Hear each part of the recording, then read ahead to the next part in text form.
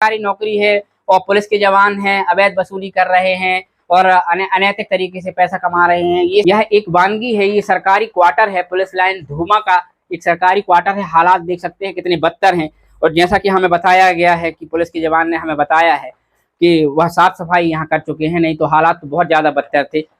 ये बल्ली हिल रही है और ना साफ सफाई है, ना किसी प्रकार की कोई व्यवस्था है। पानी के लिए भी उन्हें दो चार होना पड़ता है। मगर आओ अब यहाँ आगे आ जाओ।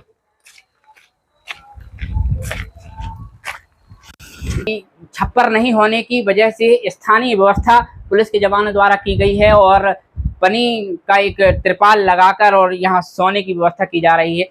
इनके भी बीवी हैं, इनके भी बच्चे हैं, इनका भी परिवार है, लेकिन सिर्फ समाज की सुरक्षा के लिए पुलिस के जवान अपने घर परिवार को छोड़कर यहाँ रहने को मजबूर हैं। आपको बता दें ऐसे कई क्वार्टर हैं, यह तो सिर्फ सिवनी जिले के एक थाने का एक सरकारी क्वार्टर है। अब आप अंदाजा लगाइए कि सिवनी जिले के थानों के उन क्वार्टरों का क्या होता होगा जिन्हें हम दिखा ही नहीं पा रहे हैं।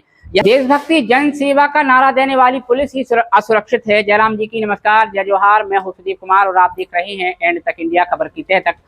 सावन का महीना चल रहा है, बेतहासा बारिश हो रही है, जहां तहां सरकारी भवन टपक रहे हैं, पानी बह रहा है, लोग परेशान हैं और इससे पुलिस अछूती हुई ऐसे कैसे संभव है।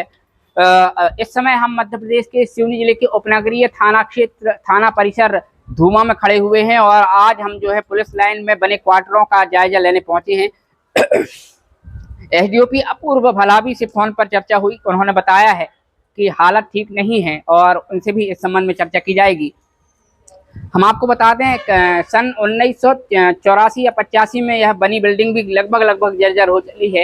हालांकि पानी तो खैर नहीं टपक रहा है, लेकिन कम पुलिस बल को लिए हुए करीब 124 गांवों की सुरक्षा करने वाले पुलिस बल के जो पुलिस जवान हैं वह कैसे रह रहे हैं और किन परेशानियों से उन्हें दो चार होना पड़ रहा है, उसकी तस्वीर हम जमीनी हकीकत आपको अपने माध्यम से एंड तक के चैनल के माध्यम से दिखाने का प्रयास करते हैं। बने रहिएगा हमारे साथ।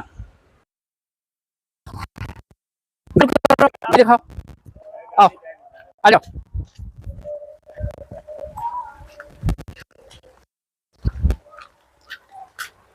आपको बता दें ये सरकारी पुलिस लाइन का सरकारी क्वार्टर है। यहाँ एक जवान रहते हैं, चूंकि विभाग की मजबूरी है कि हम उनका नाम नहीं बता सकते हैं और अब हम जो है जवान यहाँ रहते हैं उनके घर के हालात दिखाने का प्रयास कर रहे हैं। देख सकते हैं ये पुलिस के जवान यहाँ रहते हैं, बाकायदा गैस रखी हुई है।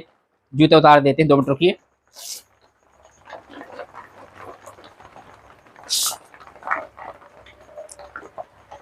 ऐसे घूम के आओ। अब आपको हम बता दें कि ये वही पुलिस है जो कि समाज की सुरक्षा करती है अपराधियों से, चोरों से, डकैतों से और तमाम उन अवांछित तत्वों से, जिससे समाज जो है चैन की नींद अपने घर में सोता है।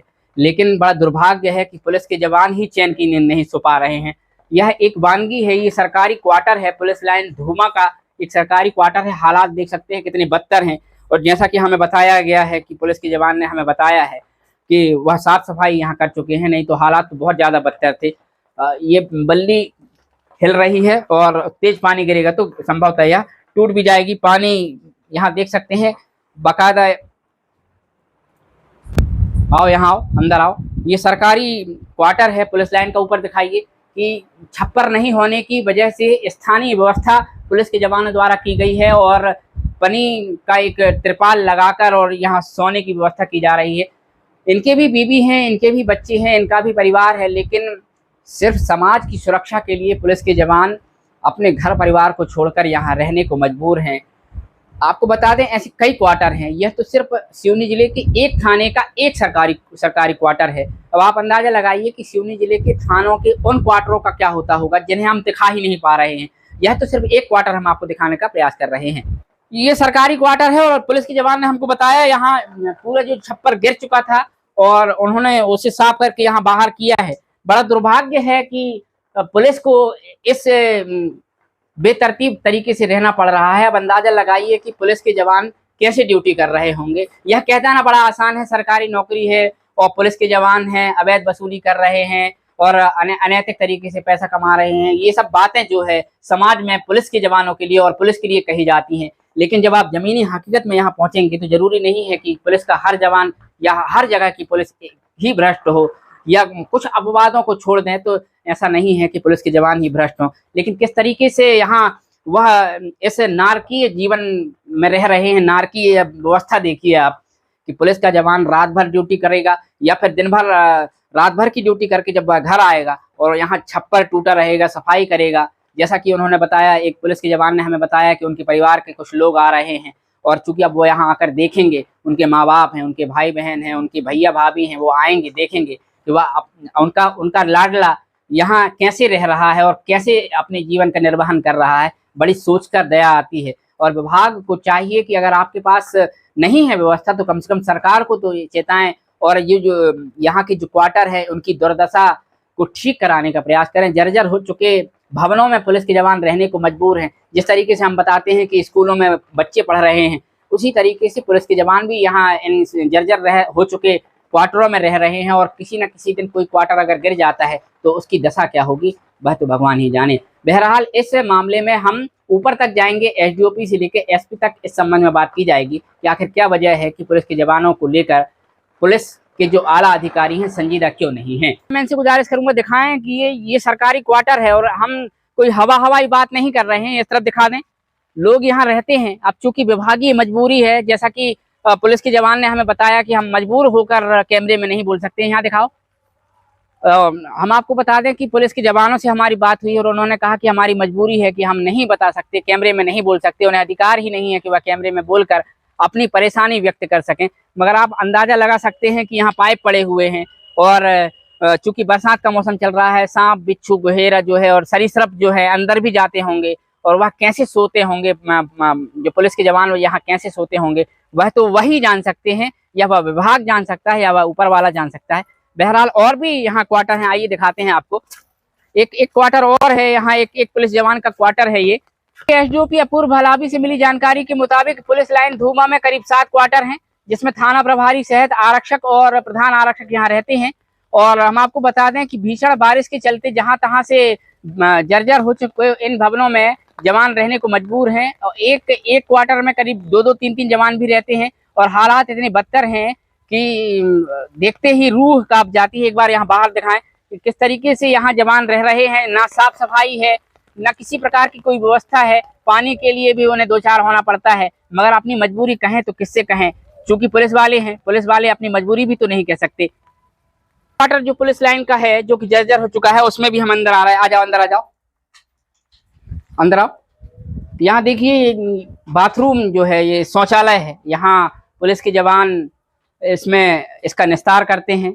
और ये देखिए कि टाट पट्टियों के सहारे और खपरेल और जर्जर हो चुके इन भवनों में पुलिस के जवान रह रहे हैं और पूरी मुस्तैदी के साथ ही सेवाएं दे रहे हैं। देख सकते हैं कि इनका किचन बाहर है, बाहर किचन दिखाइए। ये बाकायदा यहाँ गैस वगैरह रखी हुई है। पोस्ट करो। ये दूसरा शासकीय क्वार्टर है पुलिस लाइन का, धूमा पुलिस लाइन का यह दूसरा शासकीय क्वार्टर। अंदर आ जाइए। 2 पलंग लगे हुए हैं, संभवतः यहाँ 2 जवान पुलिस के यहाँ रहते होंगे। और ऊपर दिखाइए पॉलीथिन, पन्नी और ठाठ और ऊपर खपड़ेल। और इस नारकीय जीवन में पुलिस वाले रह रहे हैं। अब अगर हमारे दर्शक हमारे माध्यम से कमेंट करें या पीठ पीछे बात करें कि उनकी तो तनख्वाह मिल रही है, ऊपरी कमाई भी है, वो चाहें तो किराए से भी रह सकते हैं, और यह भी कमेंट आ सकता है कि पुलिस वाले हैं, व्यवस्था कर सकते हैं, खुद सुधरवा सकते हैं, कैसे संभव है 30-40 हज़ार की नौकरी, उसमें से अपने माँ बाप को छोड़कर, अपने बीवी बच्चों को छोड़कर यहाँ रहकर रात भर जग कर फिर दिन में यहाँ आकर यहाँ की साफ सफाई करें।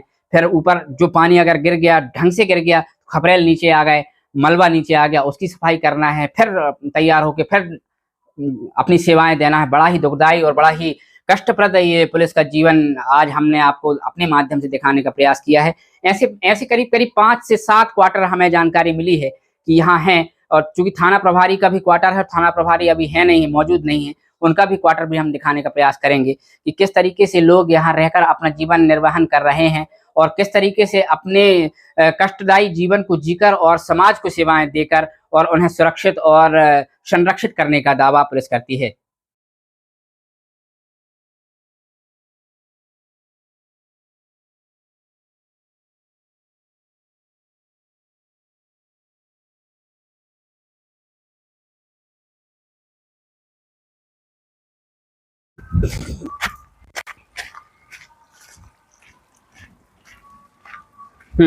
दिखाओ। हम आपको बता दें कि 124 गांवों में इकलौता थाना है, एसआई थाना है, जबकि लंबे समय से यहाँ टीआई थाने की मांग स्थानीय लोगों द्वारा की गई है, जनप्रतिनिधियों द्वारा की गई है। बावजूद इसके शासन प्रशासन इस ओर ध्यान नहीं दे रहा है।